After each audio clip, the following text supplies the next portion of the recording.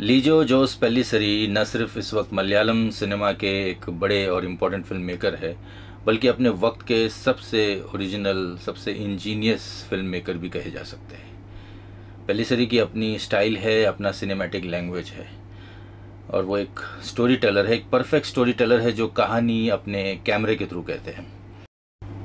आमतौर पे film maker rely करता है अपनी स्क्रिप्ट पर और वो स्क्रिप्ट को ही डोमिनेटिंग रहने देता है, लेकिन पेल्लिसेरी का मामला अलग है। पेल्लिसेरी रिलाई करते हैं अपनी फिल्म मेकिंग पर, अपने शॉट टेकिंग पर, अपने नैरेटिव पर, अपनी स्टोरी टेलिंग पर। कैमरे के थ्रू जो वो कहानी कहने का उनका जो अंदाज़ है वो उस पर रिलाई करते हैं। तो कंटेंट को कहीं भी वो डिसॉल्व नहीं होने देते, बल्कि जो उनका कहने का तरीका है, जो उनकी स्टोरी टेलिंग है, उससे वो कंटेंट में एक नया डायनामिक ऐड करते हैं। बड़े ही एम्बिशियस फिल्म मेकर है। जो स्क्रिप्ट से अचीव हो सकता है, हमेशा वो उससे ज़्यादा अचीव करने की कोशिश में रहते हैं। Is a genius and like being a true genius he wants to hit a target that no one can see. ये बड़ा रिस्की मामला होता है। अपनी हर फिल्म में उन्होंने यही किया है, और ये रिस्की मामला इसलिए है क्योंकि वो टारगेट कोई देख ही नहीं पा रहा है और आप उसे हिट करना चाह रहे हो। तो अगर आपने हिट किया तो सबको दिख जाएगा कि हाँ, आपने किसी टारगेट को हिट किया है। लेकिन अगर आप थोड़ा सा मिस हो गए, हिट नहीं कर पाए, तो न सिर्फ टारगेट जो है हिट होने से रह गया, बल्कि आपका जो पूरा एफर्ट है वो ही फ्यूटाइल लगने लगेगा, वही सेंसलेस लगने लगेगा। पेल्लिसेरी की नई फिल्म मलईकोट्टे वालिबन के साथ यही हुआ है। टारगेट थोड़ा सा मिस हो गया और अब देखने वालों को उनका पूरा एफर्ट ही फ्यूटाइल लगने लगा है कि यार ये क्या कर दिया इन्होंने। तो यही होता है कि मैंने कहा है बहुत रिस्की मामला है ये, और पेल्लिसेरी ने रिस्क लिया। हर फिल्म में उन्होंने ऐसा रिस्क लिया है। तो इम्पॉर्टेंट यही है कि फिल्म मेकर इस तरह का रिस्क ले। इम्पॉर्टेंट ये नहीं है कि क्या नतीजा आया, क्या हुआ।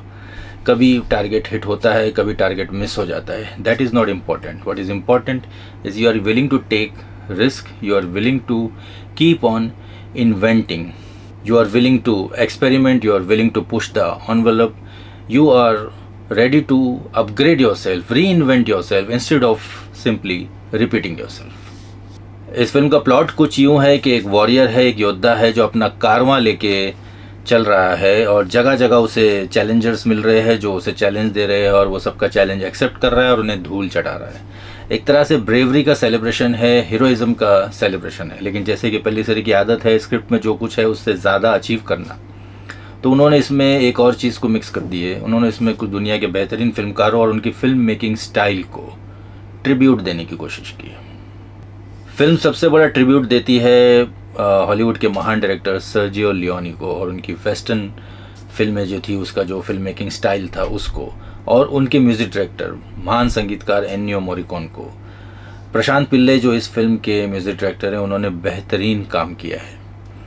जिस तरह से उन्होंने द गुड बैड एंड अगली के जो एन्नियो मोरिकोन का धीम म्यूज़िक था इमॉर्टल, उसको जो ट्रिब्यूट उन्होंने दिया है while retaining the Malayali overtone, that is a triumph, pure work of genius. दूसरा बड़ा ट्रिब्यूट यहाँ दिया गया है the greatest Indian film maker of all time mister V Shantaram को। अगर आपने वी शांताराम की पिंजरा देखी होगी तो आपको समझ में आ जाएगा कि मैं क्या कहना चाह रहा हूँ। कितने बड़े एडमायरर है पेल्लिसेरी वी शांताराम और उनकी फिल्म पिंजरा के, ये साफ समझ में आ जाता है। हालांकि मैंने कोई उनका इंटरव्यू ऐसा देखा नहीं है, मैंने कभी उनको ऐसा कुछ कहते हुए सुना नहीं है, लेकिन फिल्म देखते और उनकी जो फ्रेमिंग है और जो कुछ है उससे ये साफ साफ झलकता है। उनका एडमिरेशन जो है वो साफ साफ झलकता है। इतने बड़े एडमायरर है वो कि यहाँ पे उनकी हीरोइन भी जो है वो एक लावनी डांसर है, और उन्होंने एक महाराष्ट्रन हीरोइन सोनाली कुलकर्णी को ही कास्ट किया है इस रोल के लिए, और एक मलयालम लैंग्वेज में एक बहुत ही खूबसूरत लावनी भी तैयार की है। Prashant Pillai, again this music director, I have to say that he has impressed me beyond expectations. अब यहाँ तक तो सब कुछ सही चल रहा है, लेकिन इसके बाद पता नहीं क्या होता है कि पेल्लिसेरी साहब शोले का जो हेमा मालिनी का वो कांच के टुकड़ों पर डांस है जब तक है जहाँ मैं नाचूंगी, उसको ट्रिब्यूट देने लग जाते हैं। और आर डी बर्मन के महबूबा महबूबा की तर्ज पर शबनमी शबनमी एक गाना भी उन्होंने बना दिया है। प्रशांत पिल्ले ने इस गाने में बिल्कुल इम्प्रेस नहीं किया है। अब ये सब यहाँ पर मामला एब्सर्ड होने लग जाता है, और ये एब्सर्डिटी यहाँ रुकती नहीं है।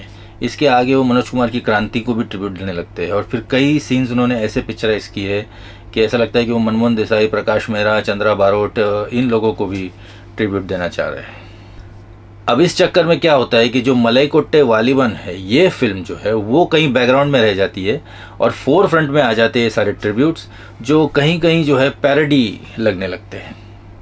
अब क्या होता है कि फिल्म न सिर्फ अपना ट्रैक बल्कि जो वो टेम्पो तैयार हुआ था स्टार्ट से, वो भी मिस करने लग जाती है।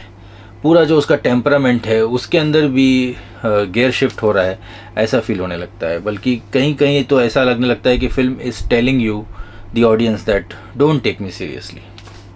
अब ये यहाँ पर क्या हुआ, क्यों हुआ, कैसे हुआ, ये तो पेल्लीसरी साहब भी बता सकते हैं।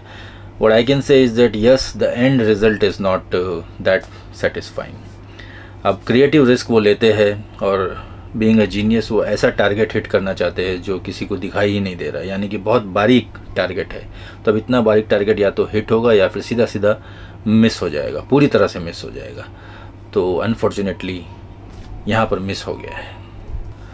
सुपरस्टार मोहनलाल भी अपने टेबल पे कुछ नया नहीं ला पाए हैं। वो अपनी पर्सनैलिटी, अपनी ऑरा, इसके थ्रू जो कैरेक्टर है उसमें कोई नया डायमेंशन ऐड नहीं कर पाए। He is just sleep walking through the role.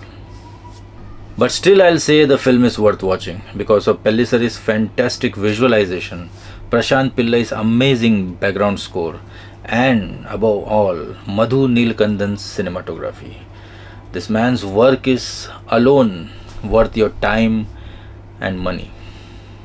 पेल्लीसरी एक बहुत ही काबिल फिल्म मेकर है। We as a audience and as a cinema lover needs to support this kind of filmmaker and encourage him to take creative risks even if he fails sometime, doesn't matter.